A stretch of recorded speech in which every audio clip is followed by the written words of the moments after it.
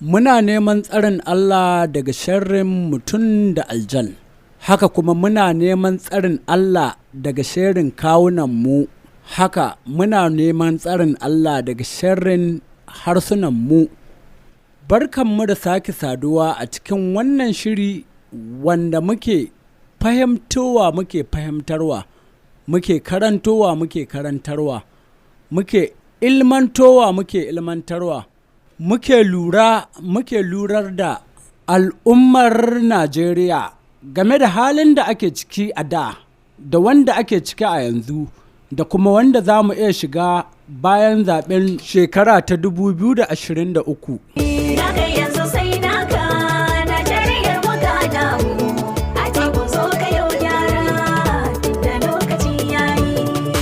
Jama'a Assalamu alaikum. Ga sabbin sauraren shirin, kamfanin Rara Multilink ne yake farin cikin kasancewa da ku a wani sabon shiri na a canja canji. Ruwa canja canji. Ƙasa ta karmu koma ruwa. Da akwai alama. Kadan kuɗi za su rushe ƙasa. Ku kuma waɗanda muke a tare, ina muku barka da sake kasancewar mu a tare, kuma da yardar Allah a tare za mu yi shagalin cin zaɓe. Mu raka Atiku Abubakar Bila. Saƙo ne daga tsohon ministan ruwa, wato Muktari Shehu Shagari. Sako da Muktari Shagari. Najeriya mu zaɓi PDP. Mu kowani tsantsiyar tsiyama da. Mu zaɓa Atiku Abubakar Muktari Shagari ke ta nushe mu. Najeriya mu zaɓi PDP. Mu kori tsintsiyar tsiyama ja. Mu zaɓa Atiku Abubakar Muktari Shagari ke ta nushe mu. Najeriya mu zaɓi PDP. Mu kori tsintsiyar tsiyama ja. Zuwa yanzu a iya cewa 'yan kwanaki ya rage wa ɗan Najeriya ya je shi ya zaɓi mai fishe shi a kwanan watan da aka sa na 25 ga watan Fabrairun shekara ta 2023. Idan ka manta bari in tunatar da kai, zaɓe ne tsakanin waɗanda suka yi shekara 16 suna mulki, kuma a mulkin nasu al'umma sun ji daɗin mulkin sun fancaka, da kuma waɗanda suka shekara 8 suna mulki. A dai shekara 8 ɗin nan sun samu litan man fetur tana naira 97, amma sai da suka canja ta dawo naira 350, a wasu wuraren ma har 500. A dai cikin shekara 8 ɗin nan sun samu kwanon shinkafa 'yar gwamnati a naira 300, amma sai da suka mayar da shi 2,500. Wannan shinkafar da muke nomawa a gida sun same ta naira 160, amma yau talaka da yake noma ta da kansa sun canja masa ita, ya koma yana sayanta a naira 2,000 da wasu dai canje-canje wanda da zan tsaya lissafa mana sai dai a gama zaɓe ba mu gama lissafawa ba. Amma dai hatta da fiyawotan nan sai da suka mayar da shi daga naira 5 ya koma naira 15, a wasu wuraren ma naira 20 ake saya. Shi ne fa canjin da wa'annan mutane suka riƙa yi wa 'yan Najeriya ƙarya. Ɗan ƙwairo yana bayanin sa game da canji. Shi abin da ya ɗauka canji. Masu bukatar neman canji ne Alhaji Musa dan Kwairo, abin da ne ya rida da canji in riga ka ta mace ta yi dotti ko ta kece ka canza ta gaskiya ne in ka samu kuɗi ka je banki ka canza wannan canji gaskiya ne in ka samu kuɗi ka je ka sawo sabuwar mota wannan canji gaskiya ne in ba wannan canji ba duk canjin da kun ka kawo ƙarya ce ko ka shiryawa wannan ƙarya ce ko ka shiryawa in ko kun ce gaskiya ne kowa tafi gidansu cikin ku sai ya canza baba na ko kuma ya canza gwaggo na ya je can ya canza baba na ko kuma ya canza gongo na. Alhaji Musa ɗan ƙwaro kenan da ya rayu tun kafin wannan canji na ƙarya yake ɗauke da ta'arifi na canji. Ni ma ina goyon bayan wannan shi na yadda da shi canji. Kai musaki shi talakawa ƙuri'ar mu kawai ta gamsar, kar mu ji tsoron kowa ƙuri'ar mu kawai ta gamsar, banda faɗa talakawa ƙuri'ar mu kawai ta gamsar, ba gaba don Allah ƙuri'ar mu kawai ta gamsar, kar mu zubar da mutunci ƙuri'ar mu kawai ta gamsar, banda fushi sam sam sam ƙuri'ar mu kawai ta gamsar, mu bayyana ƙaunar juna ƙuri'ar mu kawai ta gamsar.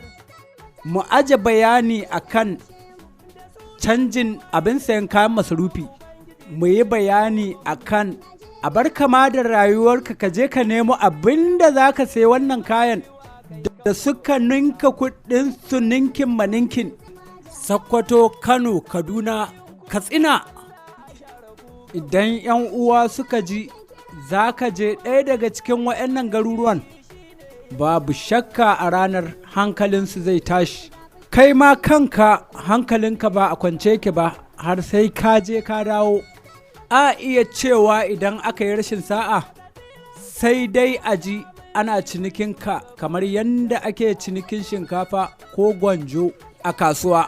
Na so a ce duk wanda ya zo ya ce ku zaɓi jam'iyyar tsintsiya, to ku yi masa tambayoyi kamar haka: wace irin rawa ce suka taka a fannin tsaro?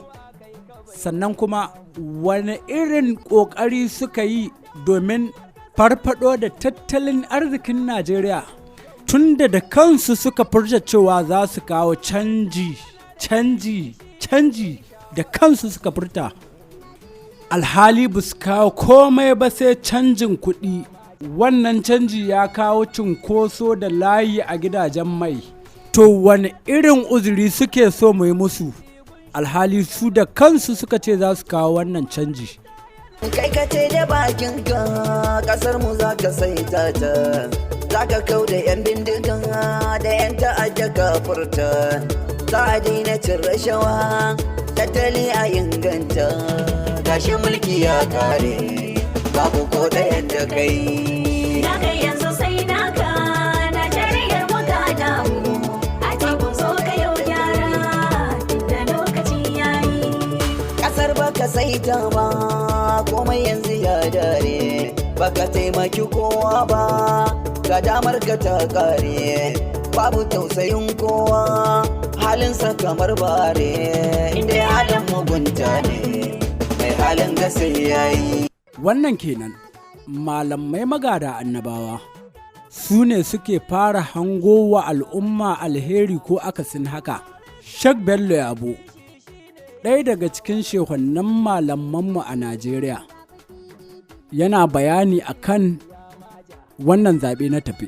Ya Allah ka zaɓen mana mutanen da zaɓen zai zama alkhairi. Duk wanda zaɓe ne zai zama alkhairi gare mu, daga al'ummarmu, daga addininmu, Allah ka bashi. Duk wanda zaɓensa zai zama matsala gare mu, daga al'ummarmu, daga addininmu, Allah ka bashi. Duk wanda ya ce zai ci gaba da inda wannan kwan gaba kwan baya ta Allah kakka ko kusa ko ga muhalki kakka bari ya yi muhalkin ya kai ga kujerar nan.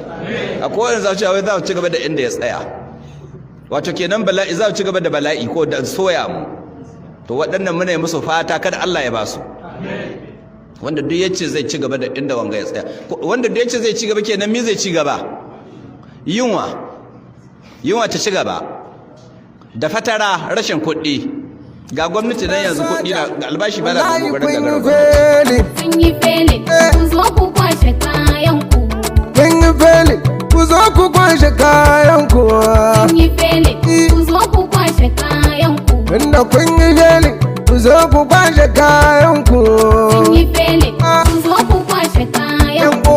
Kun yi fele, ku zo ku kwashe kayan ku. Sun yi fele. Malam Bello ya bi kenan. Sai dai aka ce jiki magayi. Hausawa sun ce idan kunne ya ji, gangar jiki ta tsira. sai dai ni a gefe na ce idan kunne ya ji jiki bai yi aiki da abin da ya ji ba to jiki bai tsira ba sai idan ya yi aiki da abin da ya ji ne sannan zai tsira. Alhaji Atiku Abubakar ya taɓa riƙe shugaban shige da fice na Najeriya kuma ya hasaso abin da ya fara jefa ƙasar nan cikin matsala, sannan ya yi wa mutane alkawari, ya yi wa 'yan Najeriya alkawari idan har ya ci zaɓe to aikin gyaran da zai fara yi kenan. Ga abin da yake cewa. Na taɓa magana a Kano, na ce rufe boda kawai da aka yi matsala ce ga mutanenmu, musamman mu waɗanda muke da jihohin arewa muke makwabtaka da yan uwanmu. Duk wani ɗan ko kuma matashi mai yin sana'a mai jari miliyan 3, miliyan 4, miliyan 5 an karya su. Na ce to rufe wannan boda da aka yi masifa ne, yana ɗaya daga cikin dalilan da muka samu rashin zaman lafiya a ƙasar nan. Don haka dama an yi shi ba bisa ƙa'ida ba ne, mu za mu buɗe boda.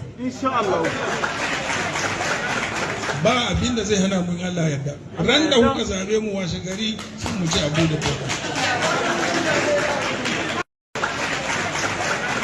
Ba abin da zai hana mun Allah yadda. Ran da kuka zabe mu washe gari sun mu ci a buɗe boda.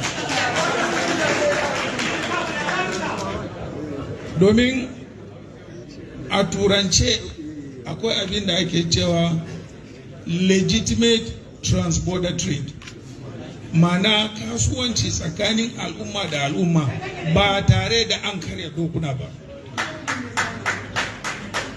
Wannan da al'ummar kasa muna yin kuka, Allah a share kukanmu. Ɗan shaga nake kira mu. Barista yana da kishi, shine yayi shawarar a cece mu.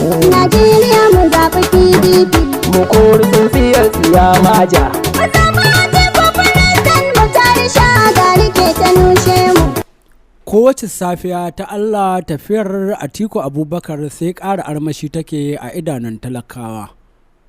Don haka nima zan sanya labulen shirin a nan, mu haɗu a shiri na gaba. Kar ku manta wannan saƙo ne daga tsohon ministan ruwa kuma tsohon mataimakin gwamnan jihar Sokoto, barista Muktar Shehu Shagari, CFR. Da al'ummar kasa muna yin kuka, Allah a share kukanmu. Ɗan shaga nake kira mu. Barista yana da kishi, shine yayi shawarar a cece mu. Najeriya mu zaɓi PDP. Mu kori tsintsiyar tsiyamaja.